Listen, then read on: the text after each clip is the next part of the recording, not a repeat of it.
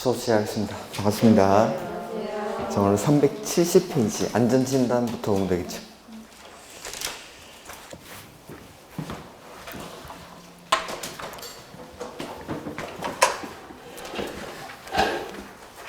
도시 및 주거환경 정비법 하고 있죠. 정비법은 도시, 군, 계획, 사업 중에서 정비사업을 하는 절차에 관해서 다룬 법률이 정비법. 그래서 도시군 계획사업에는 시설사업, 그 다음에 개발사업, 그 다음에 정비사업, 이렇게 세 가지 사업이죠. 정비사업 역시 도시군 계획사업이기 때문에 사업을 할 때는 맨 처음에 뭘 하죠? 계획을 만들죠. 그래서 정비사업 할 때 만드는 계획이 정비기본계획입니다. 정비기본계획. 그 다음에 정비기본계획을 수립하고 나서 정비계획을 입안을 하죠. 그 다음에 구역을 지정하고, 그 다음에 누굴 만들죠? 시행자를 정하죠. 그 다음에 사업을 누가 할지가 정해지고 나면 시행자가 만드는 계획이 뭐죠? 사업 시행계획이라고 하죠. 사업 시행계획. 을 시행자가 작성했으니까 이거 뭐 받아야 되죠? 인가 받고, 그 다음에 고시하고 나서 사업을 실시를 하죠. 실시를 할 때 단계를 두 단계로 나눈다고 했죠. 그래서 처음에는 먼저 정비구역 안에 있는 토지 등 소유자들에게 분양 신청을 받습니다. 이 분양 신청 받은 현황을 기초로 해서 만드는 계획이 관리처분계획에 따라서 사업을 한 다음에 공사가 완료가 되고 나면 마지막에 준공인가를 받게 되죠. 이렇게 사업을 실시를 하게 됩니다. 오늘 하는 게 이제 안전진단인데, 저번 주에 안전진단을 중간에 띄워놓고 이거 안전진단을 그 뒤에 걸 했었는데, 왜 이게 중간에 들어가 있냐면 안전진단을 하는 시기가 여기 정비계획을 입안하기 전에 합니다. 입안하기 전에. 그래서 중간쯤에 들어가 있는 건데, 이 안전진단을 해보고 정비사업을 할지 말지, 재건축사업을 할지 말지 여부를 판단하기 때문에 정비계획을 입안하기 전에 이 단계에 안전진단을 실시하게 됩니다. 그래서 첫 번째 보면은 안전진단의 대상이 되는 거.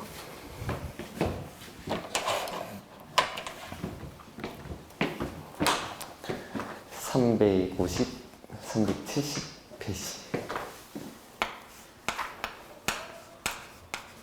안전진단은 아파트 단지 내에 있는 건축물을 대상으로 안전진단을 실시합니다. 이렇게. 그래서 예전에는 이게 공동주택이었는데 이걸 건축물로 바꿨습니다. 즉 단지 내에 있는 공동주택뿐만 아니라 상가 같은 것들까지 안전진단의 대상에 포함이 된다는 거죠. 그래서 안전진단을 실시하는 시기는 첫 번째, 정비계획의 수립 시기가 도래했을 때. 그래서 정비기본계획에서 정비예정구역들마다 사업의 시기를 정해놓고 그 사업의 시기가 도래를 하면 정비계획을 입안한다고 했죠. 그때 정비계획을 수립해야 될 때 먼저 안전진단을 해보겠다라는 거죠. 두 번째는 토지 등 소유자의 요청이 있을 때 안전진단을 실시를 합니다. 요청을 할 때는 10분의 1 이상이 동의를 해서 요청을 합니다. 이렇게. 그러니까 정비계획 수립 시기가 도래하면은 입안해야 되는 사람, 정비계획 입안권자가 직접 안전진단을 실시를 하는 거고, 요청이 있을 때도 안전진단을 실시할 수 있다라는 거. 요청을 할 때 입안권자에게 요청을 합니다. 정비계획 입안권자에게. 이 정비계획 입안권자가 바로 시장, 군수 등. 저번 주에 했지만 정비기본계획은 특별시, 광역시, 시 단위에서 수립하고, 그 다음에 정비계획은 시장, 군수, 구청장이 입안을 하죠. 그 시장, 군수 등에게. 그러니까 정비계획 입안 여부를 결정하기 위해서 안전진단을 하는 거기 때문에 정비계획의 입안권자에게 요청을 합니다. 그 다음에 이 입안권자는 요청을 받으면 무조건 안전진단을 실시하는 게 아닙니다. 먼저 현지 조사 등을 통해서 실시 여부를 확인을 합니다. 그러니까 현지 조사를 나가보고 이 건축물이 노후불량 건축물에 해당하지 아니함이 명백하다고 인정하면 안전진단을 실시하지 않기로 결정할 수도 있다라는 거죠. 그 다음에 안전진단을 실시하기로 했을 때, 그때는 이제 안전진단을 실시할 기간을 지정합니다. 그래서 안전진단을 실시할 수 있는 기관에는 크게 세 가지가 있는데, 첫 번째, 안전진단 전문기관이라는 게 있습니다.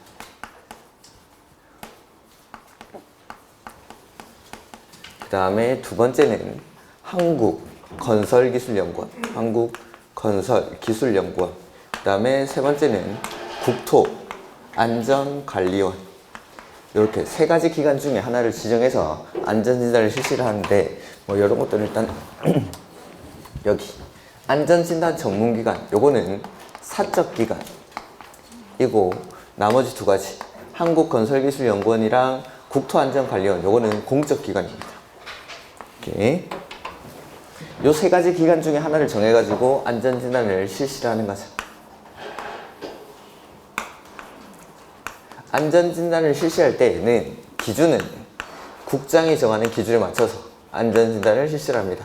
그러니까 이 기관들의 자체적인 기준에 따라 실시하는 게 아니라 안전진단의 기준은 국장이 정합니다. 뭐 기둥에 가서 망치 3번 해봐 뭐 이런 거 뚝뚝뚝 두드려보고 그런 거 하는 겁니다. 그 다음에 비용은 원칙은 입안권자가 부담합니다. 입안권자가 정비의 입안 여부를 결정하기 위해서 하는 거기 때문에 입안권자가 부담을 해야 되는데, 요청에 의해서 안전진단을 실시하는 경우에는 부담시킬 수 있다라는 거. 요청한 사람에게 부담을 시킬 수 있다. 이렇게 비용. 그 다음에 이렇게 안전진단을 실시하고 나면 결과가 나오겠죠. 이 안전진단의 결과는 두 군데다가 보내줍니다. 안전진단을 요청한 사람이랑 그 다음에 입안권자. 그 다음에 입안권자는 이 안전진단의 결과만 가지고 정비계획의 입안 여부를 결정하는 건 아니고, 안전진단 결과 플러스 지역 여건 내지는 도시계획, 이러한 것들을 종합적으로 검토해서 정비계획의 입안 여부를 결정하게 됩니다. 그러니까 정비계획의 입안 여부를 결정하는 게 재건축 사업의 실시 여부를 결정한다, 이 말이랑 똑같은 겁니다. 정비계획을 입안한다라는 거는 입안을 해서 구역을 지정해서 사업을 하겠다라는 거고, 정비계획을 입안하지 않겠다, 재건축 사업을 실시하지 않겠다라는 뜻입니다. 이렇게 그래서 정비계획 입안 여부를 결정한다, 재건축 사업의 실시 여부를 결정한다, 똑같은 말입니다. 그 다음에 입안 여부를 결정하고 나면 이 안전진단 결과 보고서를 시, 도지사에게 제출합니다. 자, 입안권자가 누구였죠? 시장, 군수 등. 시장, 군수, 구청장이니까 그 사람보다 위에 있는 시도지사한테 제출하고, 이 시도지사가 결과 보고서를 받아봤는데 그게 별로 마음에 안 드는 거죠. 그럼 자기가 직접 적정성 검토라는 걸 의뢰할 수 있습니다. 이 적정성 검토는 공적기관들만 합니다. 공적기관들. 여기 한국건설기술연구원이랑 국토안전관리원, 여기만. 그러니까 사적기관이 하는 게 아니라 공적기관에다가. 그 다음에 시도지사가 적정성 검토를 할 수도 있지만, 국장은 시도지사에게 자료 제출 요청을 할 수 있습니다. 나도 좀 보자 라고. 이렇게. 그리고 이 사람이 보고 이 사람도 그 안전진단 결과에 마음에 안 드는 거죠. 그러면은 자기가 직접 적정성 검토를 하는 건 아니고 시도지사에게 요청을 합니다. 적정성 검토를.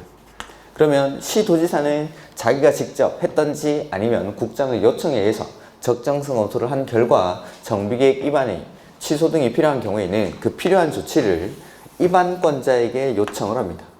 그러니까 역시 자기가 직접 정비계획 입안을 취소하고 그런 건 아니죠. 입안권자에게 요청을 하면 이 입안권자는 별다른 사유가 없는 한 따라야 한다라는 거. 이게 재건축 사업에서의 안전진단입니다. 재건축 사업에서 우리 공법 전체에서 안전진단이 2번 나오는데, 여기서 1번 나오고 주택법에서 증축형 리모델링을 할 때 안전진단이 나옵니다. 근데 뭐 여기서 요거 가지고 거의 다 쓰면 됩니다. 그쪽에서도. 그래서 재건축 증축형 리모델링에서의 안전진단은 따로 제가 크게 설명은 안 드리는데, 요거 가지고 거의 준용해서 쓸 겁니다. 그게 문제 풀다가 나오면은 그때 한번 보여드리겠습니다. 이렇게. 그래서 재건축 사업에서 안전진단이랑 리모델링 할 때 안전진단 중에 뭘 더 꼼꼼하게 해야 될까요? 재건축 사업에서. 재건축 사업은 이거 안전진단 결과가 나와가지고 정비계획을 입안하기로 결정을 했다라고 하면은 이제 기존에 있던 건물 허물고 새로 짓겠죠? 근데 리모델링, 증축형 리모델링을 할 때는 이 안전진단 결과 통과했다라고 하면 위에다가 2개 층, 3개 층 더 쌓아 올릴 겁니다. 뭘 더 꼼꼼하게 해야 될까요? 아, 그래도 재건축. 제가 다시 말을 했다는 건 이거는 통과하면은 건물 허물 겁니다. 허물 겁니다. 근데 리모델링은 그 건물을 놔둔 채로 2개 층, 3개 층을 위에 더 쌓아 올려야겠죠. 그러니까 증축형 리모델링 할 때 안전진단은 총 4번을 합니다. 4번을. 그러니까 안전진단 2번 하고 안전성 검토라는 걸 두 번 합니다. 그러니까 절차가 좀 더 이거보다 훨씬 복잡한데 어쨌든 여기서 나왔던 걸 거의 다 준용해서 씁니다. 안전진단을 실시할 수 있는 기관은 요 사람들. 그다음에 결과가 나오면은 뭐 이 사람들한테 적정성 검토를 의뢰할 수 있고 이런 것들은 거의 똑같이 하는 거기 때문에 요거 거의 준용해서 쓰면 되니까 일단 거기서는 제가 필요한 것들만 설명을 드릴 겁니다. 보면은 370페이지. 자, 안전진단 실시 의무라고 되어 있는데 정비계획 입안권자는 재건축 정비계획의 입안을 위해서 정비 예정구역별 거기 위출 정비계획 수립 시가 도래한 때 안전진단을 실시해야 한다. 그러니까 첫 번째가 이거죠. 정비계획 수립 시가 도래했을 때는 정비계획 입안권자가 직접 안전진단을 실시를 한다라는 거고, 두 번째, 정비계획 입안권자는 다음의 어느 하나에 해당하는 경우에는 안전진단을 실시해야 한다. 이 경우 정비계획 입안권자는 안전진단에 드는 비용을 위출하시고 요청한 자에게 부담하게 할 수 있다. 해서 이번에 이 박스가 요청이 있는 경우입니다. 요청이 있는 경우. 그러니까 안에 있는 사유들은 상세하게 읽어볼 필요는 없습니다. 다 요청이 있는 경우인데 동의 요건은 다 얼마죠? 10분의 1. 10분의 1. 셋 다 요청이 있는 경우인데 요청할 때는 10분의 1 이상의 동의를 받아. 그래서 동그라미 1번, 2번, 3번 싹 다 10분의 1, 10분의 1, 10분의 1. 동의를 받아서 안전진단을 요청할 수 있습니다. 그 다음에 가로 3번. 정비계획 위반하는 시장, 군수, 구청장은 위 가로 2의 동그라미 1에 따른 안전진단 요청이 있는 때에는 요청일부터 30일 이내 국장이 정하는 바에 따라 안전진단 실시 여부를 결정해서 요청인에게 통보해야 한다. 아, 하나 안 썼구나. 자, 보면은 요청을 받으면 입안권자는 안전진단 실시 여부를 결정합니다. 현지조사 등을 통해서. 그 다음에 실시 여부를 결정한 다음에 여기 요청한 사람에게 30일 내에 통보해 줍니다. 이렇게. 그 다음에 이 경우 정비계획 입안권자는 안전진단 실시를 여부를 결정하기 전에 단계별 정비사업 추진계획 등의 사유로 재건축 사업의 시기를 조정할 필요가 있다 인정하면 안전진단 실시 시기를 조정할 수 있다. 뭐 이런 것들은 한번 참고를 봐주시고, 그 다음에 가로 4번 정비계획 입안권자는 현지 조사 등을 통해서 위 가로 2의 동그라미 1에 따른 안전진단 실시 요청이 있는 공동주택이 노후불량 건축물에 해당하지 아니함이 명백하다고 인정하는 경우에는 밑줄 안전진단의 실시가 필요하지 아니하다고 결정할 수 있다. 그러니까 요청이 있다라고 해서 안전진단을 무조건 실시하는 게 아니었죠. 그래서 현지 조사 등을 통해서 실시 여부를 먼저 결정하게 됩니다. 그리고 노후불량 건축물에 해당하지 아니함이 명백하다고 인정할 때는 실시하지 아니하기로 결정할 수도 있다라는 거. 이렇게. 그 다음에 가로 5번에 보면 정비계획 입안권자는 현지조사의 전문성을 확보하기 위해서 내가 직접 하기 힘들면 한국건설기술연구원 또는 국토안전관리원 공적기관이죠. 현지조사를 의뢰할 수 있고 이 경우 현지조사를 의뢰받은 기관은 의뢰받은 날부터 20일 이내 조사 결과를 정비계획 입안권자에게 제출해야 된다. 뭐 이런 것들은 가볍게. 그 다음에 안전진단의 대상은 여기 단지 내에 있는 건축물을 대상으로 하죠. 단지 내에 있는 건축물 미출. 단지 내에 있는 공동주택이 아니라 단지 내에 있는 건축물, 상가 같은 것들도 포함이 된다라는 겁니다. 이 안전진단의 대상에. 다만 다음은 어느 하나에 해당하는 주택단지의 건축물은 안전진단 대상에서 제외할 수 있다. 안전진단 대상에서 제외할 수 있다 밑줄 해놓고 제외한다라는 건 안전진단을 해볼 필요도 없이 이건 재건축 사업을 해야 된다라는 겁니다. 이렇게 첫 번째, 건물이 이게 딱 서 있어야 이 건물이 튼튼한지 무너져 가는지를 확인할 수 있겠죠. 근데 건물이 이미 넘어져 있습니다. 할 필요가 없겠죠? 주택이 붕괴 미출. 넘어져 있으니까 뭐 이건 할 필요도 없이 사업을 하겠다라는 거고, 두 번째, 주택의 구조 안전상 밑줄 사용 금지가 필요하다고 인정. 이거는 안전진단을 안 해봐도 딱 봐도 이게 노후불량 건축물인 거죠. 사용 금지가 필요하다고 인정. 세 번째, 노후불량 건축물 수에 관한 기준을 충족하는 경우 잔여 건축물이라는 건데, 뭐 쉽게 말하면 이런 것들인데, 자 여기 아파트 단지 안에 동이 101동부터 110동까지 있습니다. 이렇게 101동부터 110동까지 있는데 이 단지에 있는 건축물 중에서 3분의 2 이상이 노후불량 건축물이면 이 단지 전체를 노후불량 건축물로 봅니다. 그러니까 101동부터 107동까지 안전진단을 해보니까 이게 싹 다 노후불량 건축물입니다. 그럼 남아있는 잔여 건축물인 108, 109, 110은 안전진단 해볼 필요가 없다라는 거죠. 이게 노후불량 건축물의 기준에 관한 수를 충족하고 남아있는 잔여 건축물 이런 것들. 그 다음에 네 번째, 정비계획 입안권자가 진입도로 등 기반시설을 설치하기 위해서 불가피하게 정비구역에 포함하는 것으로 인정하는 건축물. 자, 보면은 보통 이제 정비구역은 요 아파트 단지를 정비구역으로 지정을 하는 겁니다.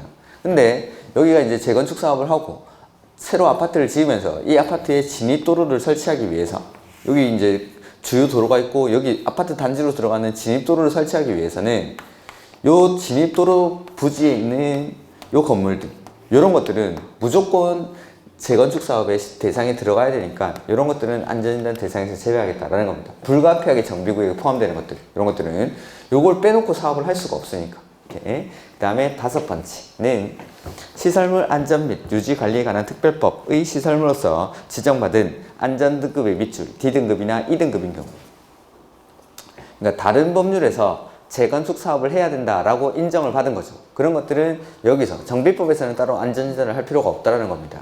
D등급이라는 건 조건부 재건축이고 E등급은 재건축입니다. 이렇게. 그래서 다른 법률에서 이미 재건축 사업을 해야 된다라고 결정이 됐기 때문에 이런 것들은 따로 안전진단을 실시할 필요가 없다라는 거. 그래서 지금 박스에 있는 것들 이런 것들은 따로 안전진단을 할 필요가 없이 그냥 재건축 사업을 실시를 하겠다라는 거. 안전진단 대상에서 제외할 수 있다라는 거. 첫 번째, 건축물이 붕괴되어 있는 경우. 두 번째, 사용 금지가 필요하다고 인정. 세 번째는 노불량 건축물에 관한 기준을 충족하고 남아있는 잔여 건축물. 그 다음에 네 번째는 불가피하게 정비구역에 포함된 경우. 그 다음에 다섯 번째가 안전등급을 D등급이나 E등급을 받았을 때 이럴 때는 안전진단 대상에서 제외할 수 있다라는 거. 그 다음에 3번, 정비계획 입안권자는 현지 조사 등을 통해서 해당 건축물의 구조 안전성, 건축 마감, 설비 노후도 및 주거 환경 적합성 등을 심사해서 안전진단 실시 여부를 먼저 결정하죠. 그러니까 요청이 있으면 현지 조사 등을 통해서 실시 여부를 먼저 결정을 하겠다라는 거. 이렇게. 그 다음에 안전진단 실시가 필요하다고 결정하는 경우에는 다음의 대통령령으로 정하는 안전진단 기관에 안전진단을 의뢰해야 한다. 그래서 안전진단을 실시하기로 결정을 하면 안전진단을 실시할 기관을 지정하는 거죠. 그 기관이 세 가지. 안전진단 전문기관, 그 다음에 첫 번째 거기 한국건설기술연구원 나와 있고, 두 번째가 안전진단 전문기관, 그 다음에 세 번째가 국토안전관리원. 요 세 가지 기관 중에 하나를 정해서 안전진단을 실시하겠다라는 겁니다. 그래서 두 번째에 나오는 안전진단 전문기관, 요게 이제 사적기관이고, 나머지 한국건설기술연구원이랑 국토안전관리원, 요게 공적기관입니다. 공적기관. 그 다음에 안전진단을 실시할 때 기준은 누가 정하죠? 국장이 정하는 기준에 따라 안전진단을 실시하여야 하며 국토교통부령으로 정하는 방법 및 절차에 따라 안전진단 결과 보고서를 작성해서 두 군데다가 보내주죠. 자, 이 기관들이 안전진단을 실시를 했죠. 그러면 결과 보고서를 작성을 해서 여기 두 군데다가 요청한 사람이랑 입안권자에게 제출합니다. 이렇게. 안전진단 실시를 요청한 자에게 제출해야 한다. 입안권자 및. 이렇게. 그 다음에 3번. 시도지사는 안전진단 전문기관이 제출한 안전진단 결과 보고서를 받은 경우에는 순서가 잘못되어 있는데 가로 4번 먼저 보죠. 정비계획 입안권자는 안전진단 결과와 도시계획 및 지역여건, 즉 요거 다 밑줄. 안전진단 결과만 가지고 입안 여부를 결정하는 게 아닙니다. 안전진단 결과와 도시계획 및 지역여건 등을 종합적으로 검토해서 정비계획 입안 여부를 결정하죠. 예.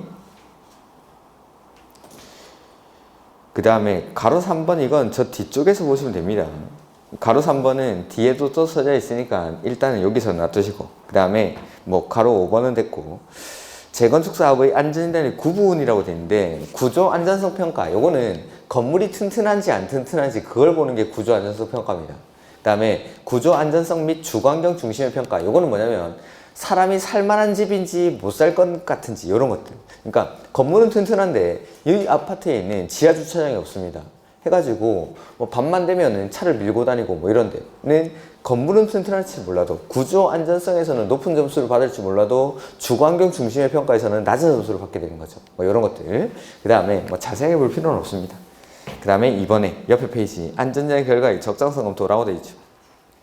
정비계획 입안권자는 정비계획의 입안 여부를 결정한 경우에는 지체 없이 특별시장, 광역시장, 도지사에게 결정 내용과 해당 안전자 결과 보고서를 제출해야 한다. 그 다음에 특별시장, 광역시장, 특별자치시장, 특별자치도지사, 도지사 이 사람들을 묶어서 여기 시도지사 그래서 특별시장, 광역시장, 도지사에게 입안권자가 입안 여부를 결정하고 나면 결과 보고서를 제출합니다.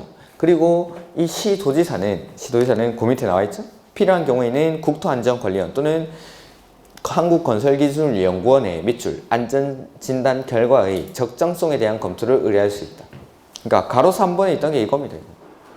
아까 옆에 이제 가로 3번에 있던 게 해서 가로 3번 보면은 국장은 시도지사에게 안전진단 결과 보고서를 제출 요청할 수 있으며 필요한 경우에는 시도지사에게 적정성 검토를 요청할 수 있다. 그러니까 일단은 입안권자가 정비계획 입안 여부를 결정하고 나면 결과 보고서를 시도지사에게 제출하는데 국장이 시도지사에게 자료 제출을 요청을 할 수 있다라는 겁니다. 나도 좀 보자 라고. 그리고 필요한 경우에는 국장은 자기가 직접 적정성 검토를 하는 게 아니라 시도지사에게 적정성 검토를 요청을 하겠다라는 거죠. 이렇게.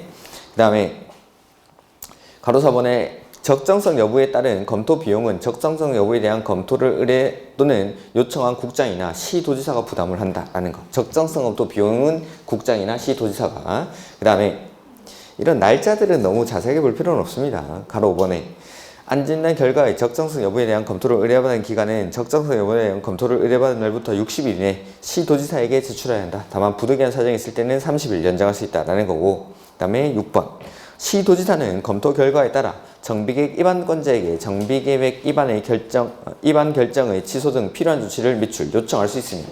그러니까 적정성 검토를 했는데 여기가 노후불량 건축물에 해당하지 아니하면 명백하다라고 하면은 정비계획 입안에 취소를 해야 되는데 그건 자기가 직접 하는 게 아니라 입안권자에게 필요한 조치를 요청을 하겠다라는 거죠. 이렇게. 그리고 특별한 사유가 없으면 그 요청에 따라야 한다라는 거. 그 다음에 자치시장, 특별자치도지사는 자기가 직접 그냥 입안을 취소할 필요가 있으면 필요로 하면 된다라는 거죠. 이렇게.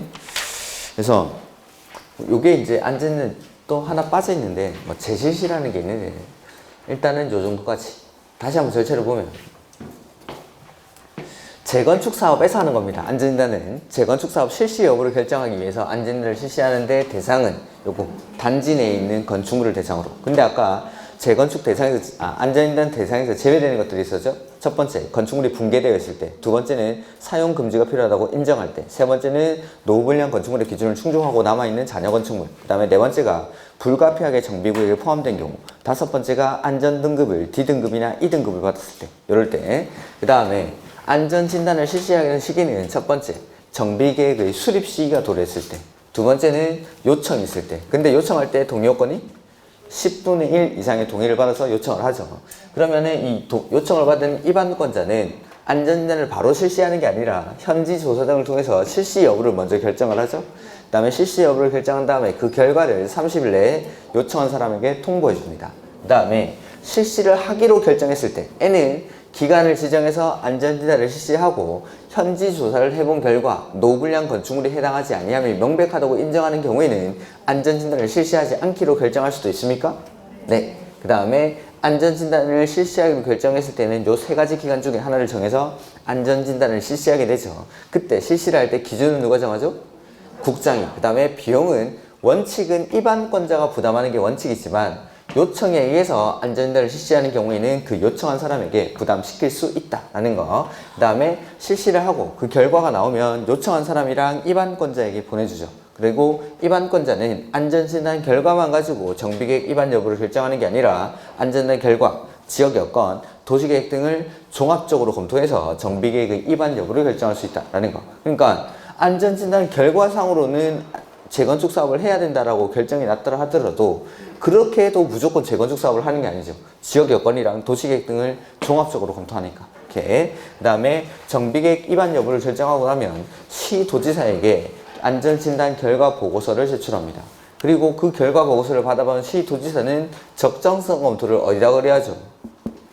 공적기관만, 한국건설기술연구원이랑 국토안전관리원, 여기에만 적정성 검토를 의뢰합니다. 적정성 검토는 공적기관만. 요게 뭐 시험에 나오는 거고, 그 다음에 국장은 시도지사에게 자료 제출 요청을 할 수 있죠.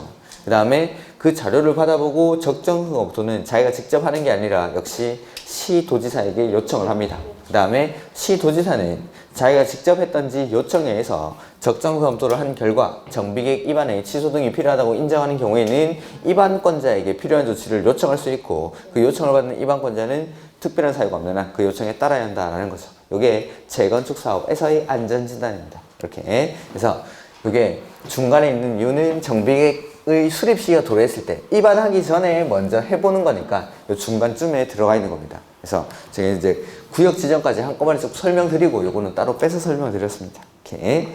자, 그 다음에 저번 주에 시행자에서 뭐 중간중간에 짜잘한 내용들은 다 했으니까 394페이지. 조합 보시면 되겠죠, 조합. 네. 네. 공부가 잘 안 돼요. 공부가 잘 안 됩니까? 아니, 그럼 어떻게 되지? 열심히 하셔야죠. 그냥 막연히 공부가 안 된다고 하면 제가 뭐 어떻게 안 된다 하면은 말씀을 드리겠는데. 책을 안 갖고 왔어요. 아, 책을 안 갖고 싶다. 사무실에 저 하나 빌리시지. 뭐 있을 텐데. 노트를 보고 하실 수 있어요? 뭐 그 회수도 상관없는데 제가 책에다가 표시도 하니까 뭐 쉬는 시간에 가셔가지고 책을 한번 빌리십시오. 아마 있을 겁니다. 빌려드릴 만한 책이. 자, 394페이지 조합이죠. 조합. 우리 이제 개발법에서 일단 조합을 배웠었죠. 그거랑 이제 공통점은 둘 다 법인이라는 거. 둘 다 법인이라는 건 공통점이고, 그 다음에 약간씩 숫자가 조금 달라집니다. 숫자가. 그래서 일단은 개발법 조합이랑 비슷한 부분이 있고, 정비법에는 개발법보다 내용이 훨씬 많습니다. 그래서 그것들을 좀 더 추가를 할 겁니다. 보면은 조합을 설립하는 시기는 똑같이 구역 지정하고 나서 그때 조합을 만듭니다. 그래서 정비구역이 지정되고 나서 이 정비법에서 조합을 만들 때는 몇 명이 모이죠? 5명. 추진위원장을 포함한 5인 이상의 추진위원이 모여서 맨 처음에 조합 설립 추진위원회라는 걸 구성합니다. 조합 설립 추진위원회. 그 다음에 이 추진위원회를 구성하려고 할 때는 토지 등 소유자 과반수의 동의를 받아야 되고, 이 동의를 받은 다음에 시장, 군수 등에게 승인을 받습니다. 추진위원회는 승인을 받습니다. 승인. 그 다음에 이렇게 추진위원회가 구성이 되면 뭐 하는 일들이 있는데, 첫 번째가 조합, 정비사업 전문 관리업자를 선정을 합니다. 그러니까 정비사업 대행기구, 그 자문기구라고 생각하시면 됩니다. 토지 등 소유자가 직접 사업을 하기는 힘드니까 옆에서 도와주는 역할이라고 생각하시면 됩니다. 정비사업 전문 관리업자라는 게. 그 다음에 두 번째는 설계자를 선정합니다. 그 다음에 세 번째, 계략적인 사업 시행 계획서를 여기서 작성을 합니다. 그 다음에 네 번째는 조합 설립을 위한 각종 준비 업무들을 이 추진위원회 단계에서 하게 됩니다. 이렇게 해서 정비사업 전문 관리업자를 선정하고 설계자를 선정하고, 그 다음에 계략적인 사업 시행 계획서를 작성하고 조합 설립을 위한 각종 준비 업무들. 이 준비 업무 중에 제일 중요한 게 조합 설립을 위한 동의서를 접수하는 거. 그 다음에 나머지 뭐 준비 업무 중에 몇 가지 더 있는데, 그거는 이제 사업을 좀 절차를 배우고 나서 제가 몇 가지 말씀드리겠습니다. 그 다음에 동의를 받는데 재개발 사업이랑 재건축 사업에서의 동의 요건이 좀 다르겠죠. 그 다음에 재건축 사업은 주택단지 안에서의 동의 요건과 주택단지가 아닌 지역에서의 동의 요건이 다릅니다. 아닌 지역이라는 게 아까 요거 여기. 자, 진입도로 등을 설치하기 위해서 주택단지가 아닌 지역도 어쩔 수 없이 불가피하게 정비구역에 포함되기도 하죠. 요런 데서의 동의요건을 말하는 요런 데서. 주택단지 안에서의 동의요건과 불가피하게 정비구역에 포함돼서든 요런 데서의 동의요건. 이렇게. 그래서 우리가 이제 개발법에서 조합 만들 때는 동의요건이 얼마였죠? 면적 3분의 1랑 소유자 총수 2분의 1. 그게 개발법에서 조합 설립할 때의 동의요건이고, 정비법에서 재개발 사업에서는 소유자의 4분의 3이랑 면적의 2분의 1이었죠? 이렇게 재개 4, 3, 2, 1 이렇게. 그 다음에 재건축은 단지 안에서는 각동 구분 소유자 과반수랑 소유자 4분의 3 면적의 4분의 3. 그 다음에 주택단지가 아닌 지역은 소유자 4분의 3이랑 면적의 3분의 2 이상의 동의를 받아서 조합 설립 인가를 신청합니다. 그래서 개발법에서는 면적 3분의 2 이상이랑 소유자 총수 2분의 1이었죠. 근데 여기서는 앞에가 싹 다 소유자. 앞에 나오는 것들이 소유자 4분의 3, 그 다음에 소유자 4분의 3, 소유자 4분의 3. 고맙게도 소유자는 다 똑같죠. 4분의 3으로. 뒤에 있는 면적들이 달라지고, 그 다음에 재건축, 단지 안에서는 요거 각동 과반수가 들어가는 거. 각동 과반수. 그래서 요거 재개 4, 3, 2, 1 이렇게 했고, 안에서는 과반수 안가 4, 3, 4, 3, 그 다음에 왜 4, 3, 3, 2 이렇게 순서대로 이렇게 나옵니다. 이렇게. 그래서 가로놓기 문제라든지 이런 것들로 조합 설립 시 동의 요건은 가끔씩 물어보니까 이런 것들은 암기를 해두셔야겠죠. 이렇게 동의를 받은 걸 가지고 이제 뭐하러 갈까요? 그렇죠. 조합 설립 인가 받아야겠죠. 그러니까 추진위원회는 승인을 받는데 조합 설립할 때는 인가 받습니다. 조합 설립 인가 이거 누가 해줄까요? 시장, 군수 등. 개발법에서는 지정권자, 정비법에서는 시장, 군수 등 이렇게. 그 다음에 조합 설립 인가를 받으면 조합은 성립합니까? 그건 아니죠. 뭐 해야 됩니까? 법인이기 때문에 등기를 해야 비로소 법인격을 부여받아서 사람이 되게 되죠. 자, 의사결정기구로는 총회라는 게 있죠. 총회의 구성원은 조합원들로 총회를 구성을 하는데, 개발법에서는 우리가 조합원 될 수 있는 사람이 누구였죠? 토지 소유자. 개발법에서는 토지 소유자, 정비법에서는 토지 등 소유자가 조합원이 됩니다.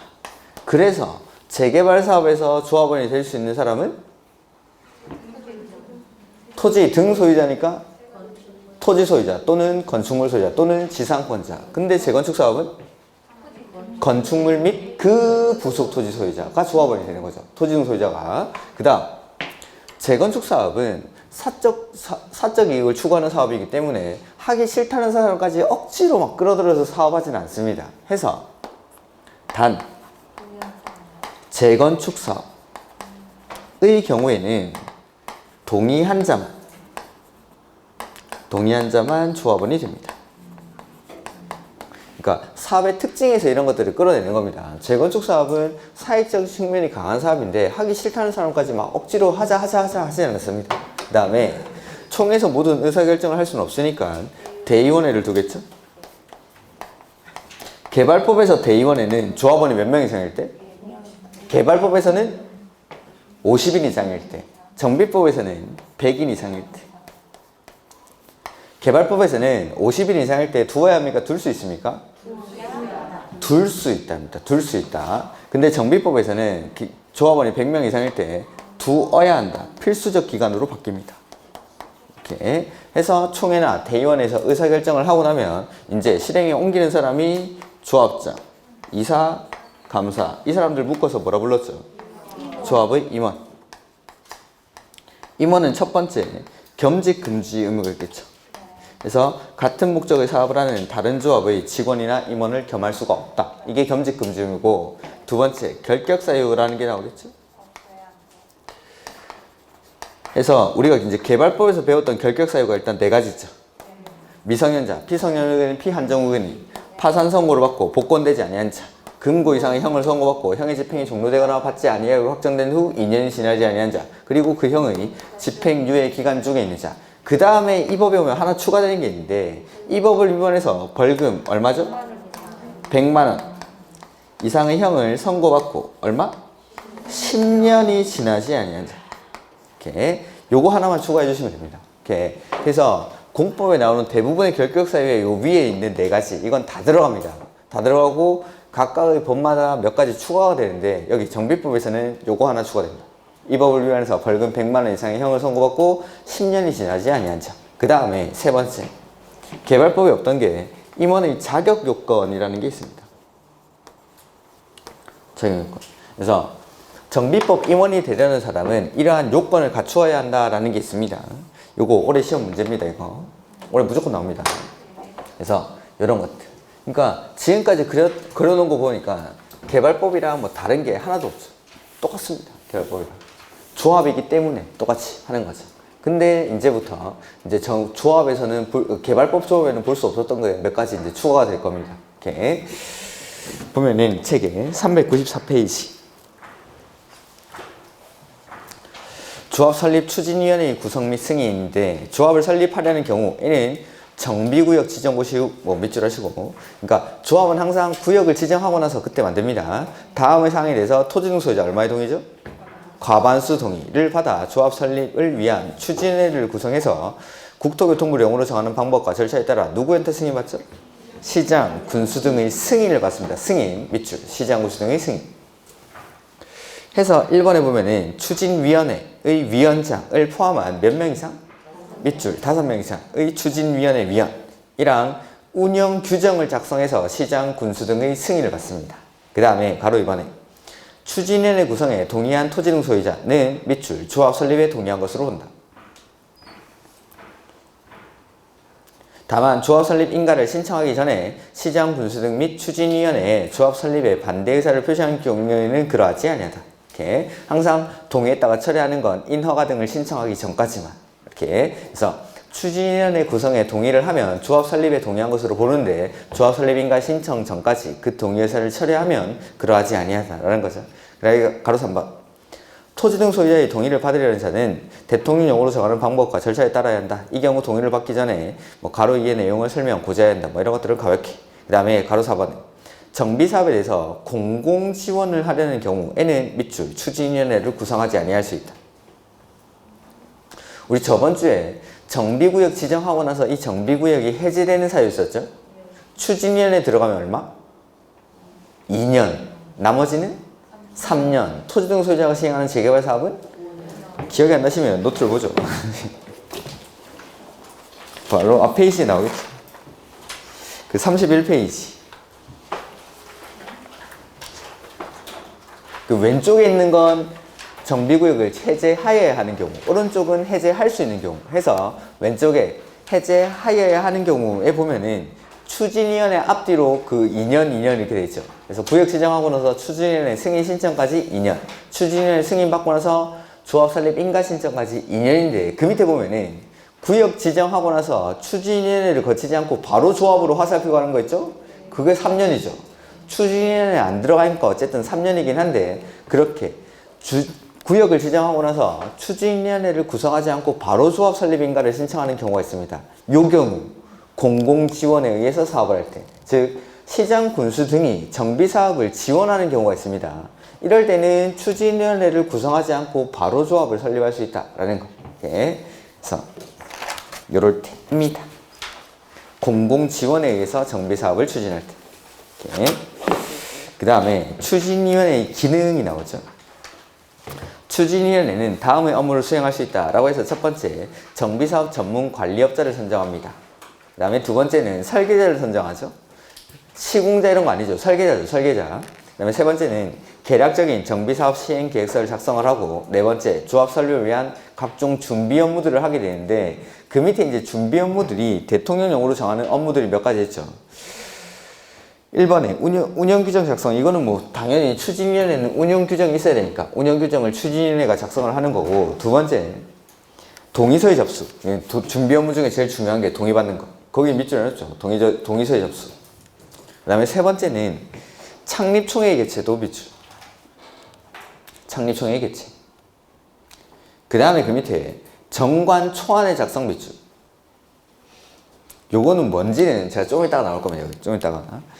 그 다음에 가로 2번에 보면은 정비사업 전문 관리업자를 선정할 때에는 뭐 경제임시 아니라 수의계약 방법으로 한다라고 돼 있고, 그 다음에 가로 3번에 추진위원회는 조합 설립 인가를 신청하기 전에 미출. 창립총회를 개최하여야 한다. 저 창립총회에서 뒤에 있는데, 그 다음에 가로 4번에 추진위원회가 수행하는 업무의 내용이 토지 등 소유자의 비용 부담을 수반하거나 권리 의무의 변동을 발생시키는 경우로서 대통령령으로 정하는 사항에 대해서는 그 업무를 수행하기 전에 대통령령으로 정하는 비율 이상의 밑줄, 토지 등 소유자의 동의를 받아야 된다. 그 다음에 추진위원회의 조직이라고 되어 있죠. 추진위원회는 추진위원회를 대표하는 추진위원장 1명과 감사를 두어야 한다. 뭐 여기는 이사는 없죠. 그 다음에 추진위원회 선출에 관해서는 선거관리는 법 41조 3항을 준용한다. 그게 뭐냐면 나중에 조합 임원 선출에 관해서는 이 선거를 선관위에다가 위탁할 수 있습니다. 선거관리위원회에다가. 이렇게 그것도 그러니까 추진위원장 선거 역시 선관위에다가 위탁할 수 있다라는 내용입니다. 이렇게 그 다음에 가로 3번 토지 등 소유자는 추진위원회 운영 규정에 따라 추진위원회 교체 및 해임을 요구할 수 있으며 추진위원장의 사임, 해임, 임기 만료 그 밖에 불가피한 사유로 직무를 수행할 수 없는 때부터 6개월 이상 선임되지 아니하거나 그 업무의 대행에 관해서는 41조 5항 단서를 준용한다. 이런 건 됐습니다. 뒤에 이거 그러니까 추진위원장 선거하고 이런 것들은 임원을 뽑는 선거 이걸 다 준용을 해서 쓰는 겁니다. 이렇게 그 다음에 4번, 5번 뭐 이런 거 다 됐습니다. 뭐 준용하는 규정이니까 임원의 선출에 관해서 추진위원회 선출 이런 것들이랑 다 똑같이 쓴다라는 겁니다. 이렇게 그래서 뒤에 보면은 임원의 선출 과정이 있을 겁니다. 그런 것들을 계속 여기다 갖다 쓰면 됩니다. 그 다음에 추진위원회의 운영인데 국장은 추진위원회의 공정한 운영을 위해서 다음의 사항을 포함한 추진위원회 운영 규정을 정해서 고시한다. 이런 건 됐습니다. 이거 보지 마시고 가로 2번 추진위원회 운영 규정에 따라 운영하여야 하며 토지 등 소유자는 운영에 필요한 경비를 운영 규정에 따라 납부해야 한다. 뭐 이런 건 당연한 소리죠. 그 다음에 추진위원회가 수행한 업무를 총회에 보고해야 하고 그 업무와 관련된 권리 의무는 밑줄, 조합이 포괄 승계.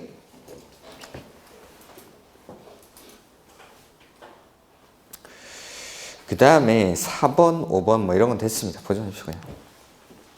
그 다음에 가로 그 옆에 397페이지 5번에 창립총회의 방법 및 절차 이렇게 나와 있죠. 아까 잠깐 나왔죠. 창립총회는 조합 설립 인가 신청하기 전에 창립총회를 개최합니다. 그래서 정확한 개최하는 시기는 조합 설립에 대한 동의를 받고 나서 조합 설립에 대한 동의 후 조합 설립 인가를 신청하기 전에. 이 창립총회는 개최하는 시기도 시험에 많이 나왔습니다. 동의받고 나서 인가 신청 전에.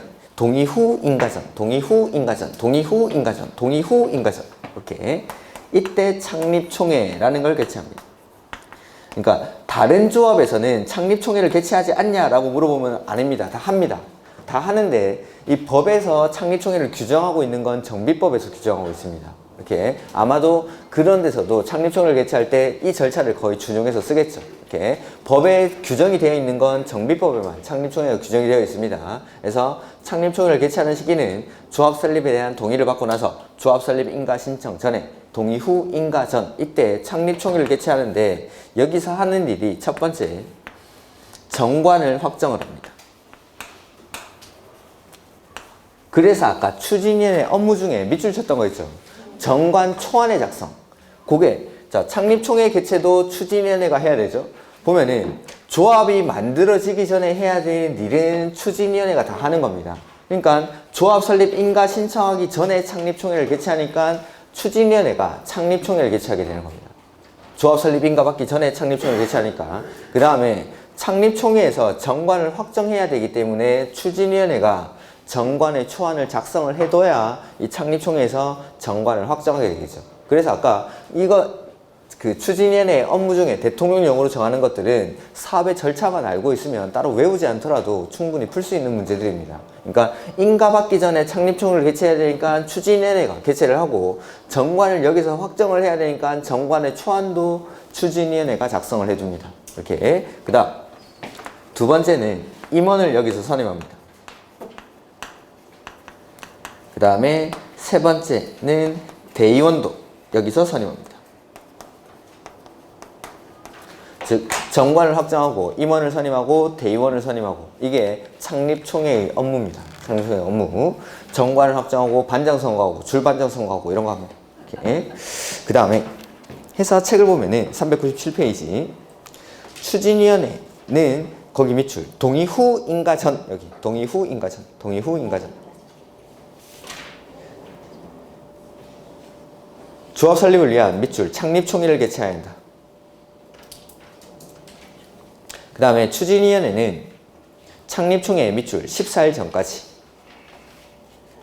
회의 목적, 안건, 일시, 장소, 참석, 자격 및 구비사항 등을 인터넷 홈페이지 등을 통해 공개하고 토지 등 소유자에게 우편으로 발송하여야 한다. 이렇게. 그 다음에 창립총회는 밑줄 추진위원장이 직권으로 소집하거나 토지 등 소유자 5분의 1 이상의 요구로 추진위원장이 소집합니다. 추진위원장이 직권으로 소집할 수도 있고 토지 등 소유자 5분의 1 이상의 요구로 추진위원장이 소집한다. 다만 토지 등 소유자 5분의 1 이상의 소집 요구에도 불구하고 추진위원장이 2주 이상 소집 요구에 응하지 아니하는 경우에는 소집 요구한 자의 대표자가 소집을 할 수 있다라고 되어 있죠. 그 다음에 창립총회 업무 해서 쭉 밑줄 하시면 되겠죠. 정관을 확정하고 임원을 선임하고 대의원을 선임합니다. 그 다음에 창립총회 의사결정은 토지 소유자 과반수 출석과 출석 과반수 찬성으로 의사결정합니다. 우리 이제 여기뿐만 아니라 뭐 사회생활 하다 보면은 회의를 개최하고 그 회의에서 대부분의 의사결정은 과반수 출석에 출석 과반수 찬성으로 의사결정을 합니다. 이걸 일반 의결 정족수라고 부르는 거죠. 과반수 출석에 출석 과반수 찬성 이렇게. 다만 조합 임원이나 대의원의 선임은 확정된 정관에 따라 임원이랑 대의원을 선임합니다. 이렇게. 그 다음에 공공지원 뭐 6번 1번 됐습니다. 그 다음에 조합 설립 의무라고 되어 있는데 시장군수 등 토지주택공사 등 또는 지정개발자가 아닌 자 한마디로 말하면 공공이 아닌 민간이 사업을 할 때는 조합 만들어서 사업하는 게 원칙이다라는 겁니다. 이렇게. 그래서 시장군수 등 토지주택공사 등 또는 지정개발자가 아닌 자가 정비사업을 시행하려는 경우에는 토지 등 소유자로 구성된 조합을 설립하여야 한다. 이렇게. 다만 재개발 사업은 조합 안 만들고 할 수 있습니까? 네. 토지 등 소유자가 얼마 미만일 때? 네, 그거. 토지 등 소유자가 재개발 사업을 시행하는 경우에는 그러하지 않다. 그때는 토지 등 소유자가 20인 미만인 재개발 사업은 조합을 안 만들고 할 수 있다라는 거죠. 그 다음 가로 2번에 재개발 사업의 조합 설립 인가 신청 시 동의 요건은 토지 등 소유자 4분의 3이랑 면적 2분의 1 이상의 동의를 받아서 누구한테 인가 신청하죠? 시장, 군수 등의 인가를 받아야 한다. 이렇게. 그 다음에 재건축 사업 단지 안에서는 안가 각동 과반수 밑줄 하시고 소유자 4분의 3이랑 면적 4분의 3. 그 다음에 주택단지가 아닌 지역 외 소유자 4분의 3이랑 면적 3분의 2 이상의 동의를 받아서 조합 설립 인가를 신청하죠. 그래서 요 한 페이지 전체가 조합 설립 시 동의 요건이죠. 요거. 재개발은 소유자 4분의 3이랑 면적 2분의 1. 그 다음에 재건축은 단지 안에서는 각동 과반수랑 4분의 3, 4분의 3. 밖에서는 소유자 4분의 3이랑 면적 3분의 2 이상의 동의를 받아서 조합 설립 인가는 누구한테 신청하죠? 시장, 군수 등에게 조합 설립 인가를 신청한다 라는 거. 이렇게. 다음 페이지 가로 4번 변경의 동의 요건 나와 있죠? 400페이지 설립된 조합이 인가받은 사항을 변경하고자 하는 때에는 총회에서 조합원 밑줄 3분의 2 이상의 찬성으로 의결 하고, 자, 인가받은 사항을 변경하려고 하죠. 인가받은 사항을 변경할 때는 뭐 받을까요? 인가받은 거 변경할 때는 인가받고 허가받은 거 변경할 때는 허가받고. 그러니까 보통은 인가받은 거 변경할 때 인가받고 허가받은 거 변경할 때 허가받고 하는 건데 여기서 조합 설립 인가받은 내용을 변경할 때는 동의가 3분의 2 이상의 의결을 거쳐서 변경 인가를 신청을 하겠다라는 겁니다. 인가받은 사항을 변경할 때는. 그래서 3분의 2 이상의 찬성으로 의결을 먼저 한 다음에 변경 인가를 신청하는 거죠. 시장, 군수 등에게. 다만 경미한 경우에는 그러하지 아니하다라는 겁니다. 이렇게. 신고하고 변경할 수 있다. 그 다음에 정보 제공 의무 뭐 이런 것들은 됐고 기타도 됐습니다. 그 다음에 토지 등 소유자 동의 방법 나오죠. 다음에 대한 동의가 뭐냐면 정비사업의 대부분의 동의입니다. 그러니까 정비사업의 동의, 정비사업에서 뭔가 동의하고 뭔가 처리할 때에는 보통 다른 법에서는 동의를 할 때 인감을 날인하고 인감증명서를 제출하는 방법으로 동의를 합니다. 근데 정비법에서는 동의를 할 때 지장을 날인합니다. 그래서 다음에 대한 동의는 서면 동의서에 토지 소유자가 성명을 적고 밑줄 지장을 날인 하는 방법으로 하며 신분증명서 사본을 첨부해야 한다. 이렇게. 그러니까 정비구역에서 정비사업을 하기 위해서 동의를 받는 거죠. 정비구역은 노후불량 건축물이 밀집한 지역이고 막 빈 공가들도 좀 많고 이런 데입니다. 그런 데서는 좀 이제 거기 실제 거주하는 사람들은 대부분 막 일하기 막 바쁜 그런 사람들이겠죠. 그래서 낮에는 사람들이 다 일하러 나갔으니까 저녁쯤에 동의를 받으러 간 거죠. 근데 이 인감증명서라는 게 대부분이 우리 재산 같은 거 큰 거 넘어갈 때 제출하는 게 인감증명서죠. 동의를 받으러 왔는데 인감도장 찍어주고 인감증명서를 제출하랍니다. 내 전 재산이 그 집인데 갑자기 저녁쯤에 해가 어수룩하게 지고 있는데 인감증명서를 막 달라고 오는 거죠. 모르는 사람이 와가지고. 그러니까 불안하죠. 동의받기 되게 힘든 겁니다. 그래서 지장을 날인하는 방법으로 바꿨습니다. 보통 다른 법에서는 인감증명서를 제출하는 방법으로 보통은 동의를 하는데 여기서 정비법에서 여기 밑에 있는 동의들이 정비법에 있는 대부분의 동의입니다. 이런 데서는 지장을 날인하는 방법으로. 그래서 정비법에서 뭐 동의할 때 나오면은 지장을 날인한다라고 하시면 됩니다. 이렇게. 다음 페이지. 402페이지 보면은 동의자 수 산정 방법이 나오죠. 이거. 우리 이제 개발법에서는 조합 설립 시 동의 요건에서 면적 3분의 1이랑 소유자 총수 2분의 1 이상의 동의를 받는데 이때 동의자 수 산정하는 방법이 있었죠. 면적에서 국 공유지는 보죠.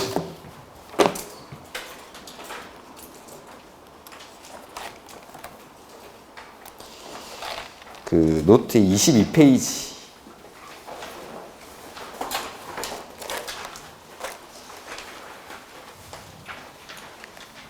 (22페이지) 보시면은 개발법 조합 나오죠? 그 옆에 동의요건 면적 3분의 1이랑 소유자 총수 2분의 1이 필요하고 그 옆에 동의자 수를 산정하는 방법 나오죠. 이 면적에서 국공유지는 포함합니까? 제외합니까? 포함하죠. 동의자 수를 산정할 때 공유일 때는 1명. 근데 구분 소유자는 각각. 그 다음에 지정을 위한 공람 공고일 후에 소유자 수가 늘어나죠? 사람 취급합니까? 안 합니까? 안 하니까 공람 공고일 전에 소유자 수를 기준으로 산정을 하고 동의했다고 처리하면 동의자 수에서 제외. 동의자 수에서 제외. 그 다음에 갑이 동의했다가 자신의 토지를 을에게 양도를 했습니다. 양도인이랑 양수인 중에 누구의 의사를 기준으로 하죠? 즉 기존 토지 소유자의 동의서를 기준으로 산정할 것. 그 다음에 동의를 받을 때는 전체 사유토지한테 먼저 받고 그 다음 국공유지관리청에 동의를 받고 그런 게 있었죠. 그거를 거의 갖다 쓰면 됩니다. 여기다가. 그래서 여기서도 소유자 4분의 3이랑 면적 2분의 1 이상의 동의를 받는데 이 동의자 수를 어떻게 산정하는지 방법입니다. 여기 402페이지에 나오는 게. 자, 보면은 1번에 주거환경 개선 사업, 재개발 사업 이렇게 돼 있죠. 402페이지. 그 다음에 쭉 내려오면 2번에 재건축 사업 이렇게 돼 있죠. 그 다음에 3번, 4번, 5번 이렇게 돼 있죠. 자, 1번은 주거환경 개선 사업이랑 재개발 사업. 2번은 재건축 사업. 이거 왜 나눠놨죠? 토지 등 소유자의 동의자 수 산정 방법이죠. 지금 하고 있는 게 제목에 보면은 토지 등 소유자의 동의자 수 산정 방법인데 1번은 재개발 사업이랑 주거환경 개선 사업, 2번은 재건축 사업. 이거 왜 나눠놨죠? 토지 등 소유자가 다르니까. 재개발이나 주거환경 개선 사업에서 토지 등 소유자는 토지 소유자 또는 건축물 소유자 또는 지상권자. 근데 재건축 사업은 건축물 및 그 부속 토지 소유자. 근데 3번, 4번, 5번 요거는 그러니까 세 가지 사업에 공통적으로 들어가는 사항이다 이 말입니다. 이렇게. 그래서 1번에 주거환경 개선 사업이랑 재개발 사업의 경우는 다음의 항목의 기준에 따를 것 해서 1번 하나의 필지, 토지 또는 하나의 건축물을 여럿이서 공유 밑줄, 공유 몇 명이죠? 한 명, 공유는 한 명. 그 다음에 다만 요거는 좀 가볍게 보시면 되는데 재개발구역의 전통시장 및 상점가 육성을 위한 특별법에 따른 전통시장 및 상점가로서 한 필지, 토지 또는 하나의 건축물을 여럿이서 공유하고 있죠? 공유일 때 한 명은 한 명인데 시장에서는 4분의 3 이상의 동의 밑줄을 받은 한 명.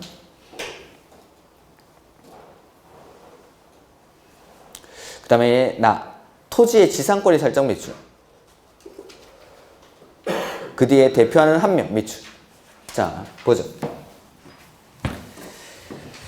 여기 토지가 있는데 이 토지를 갑이 소유하고 있습니다.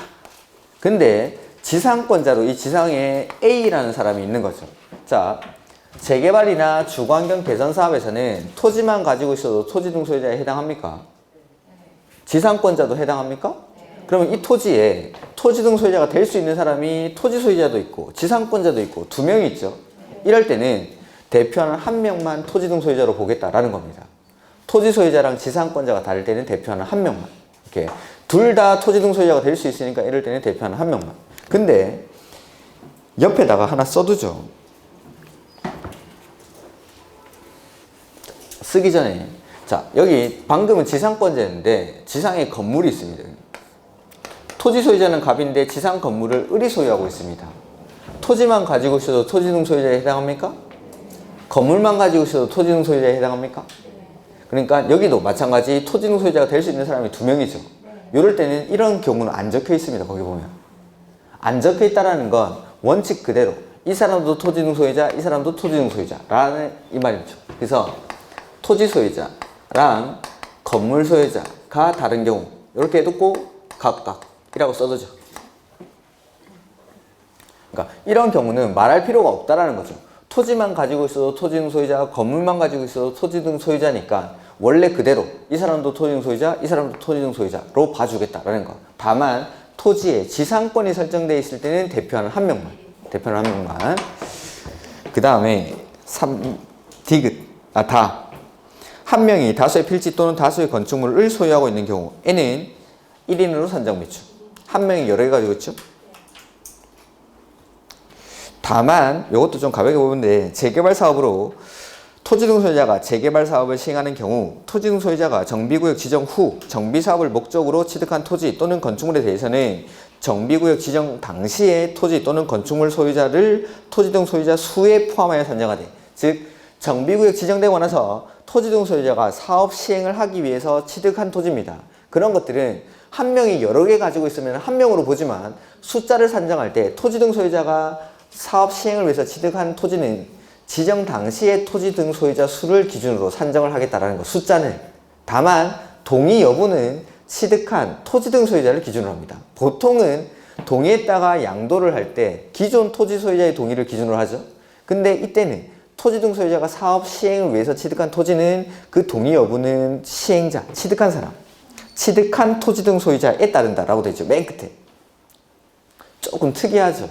그러니까 보면은 방금 위에서 원칙은 한 명이 뭐 1번지, 2번지, 3번지 여러 개 가지고 있으면은 한 명만 토지 등 소유자로 산정을 하죠.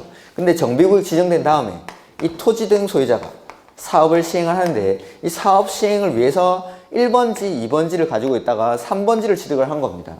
그럴 때는 자, 지정되기 전에는 하나만 가지고 있었다라고 해보죠. 하나만 가지고 있었는데 2번지, 3번지 토지도 이 사람이 취득을 한 거죠. 그러면 숫자를 산정할 때 원칙대로라면 한 명으로 산정을 해야 되는데 3명으로 보겠다라는 겁니다. 동의자 수를. 그리고 동의 여부는 원래 2번지, 3번지 소유자가 아니라 취득한 토지 등 소유자를 기준으로 사업하기 위해서 토지 등 소유자가 취득을 했으니까. 이렇게 이런 것들은 좀 가볍게 보십시오. 둘 이상의 토지 또는 건축물을 소유한 공유자가 동일한 경우 N은 역시 한 명. A, B, C라는 같은 공유자가 여러 개의 필지를 가지고 있는 거죠. 그럴 때도 한 명. 이렇게. 그 다음에 재건축 사업은 다 한 명입니다. 공유 몇 명이죠? 한 명. 그 다음에 한 명이 둘 이상의 소유권 또는 구분 소유권을 소유하고 있죠. 한 명이 여러 개 가지고 있죠. 몇 명입니까? 한 명. 그 다음에 둘 이상의 소유권 또는 구분 소유권을 공유한 공유자가 동일한 경우, 즉 A, B, C라는 같은 공유자가 여러 개를 가지고 있죠? 역시 한 명.